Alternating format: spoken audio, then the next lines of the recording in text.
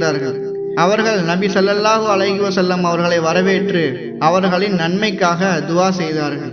கடைசியாக 7வது வானத்தில் நபி ஸல்லல்லாஹு அலைஹி வஸல்லம் அவர்களை அழைத்து கொண்டு ஜிப்ரீல் அலைஹிஸ்ஸலாம் அவர்கள் சென்றார்கள். அங்கும் அனைத்து கேள்விகளுக்கும் பதில் அளித்தவுடன் அங்கு கதவு திறக்கப்பட்டது. அங்கு இப்ராஹிம் அலைஹிஸ்ஸலாம் அவர்கள் இருந்தார்கள்.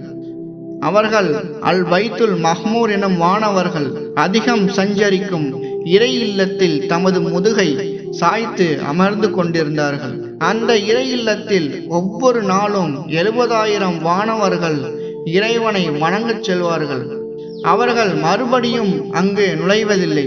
புதியவர்களே அடுத்து நுழைவார்கள்.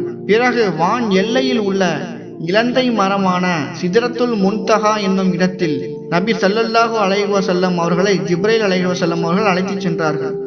அதன் இலைகள் யானைகளின் காதுகளை போன்று இருந்தன.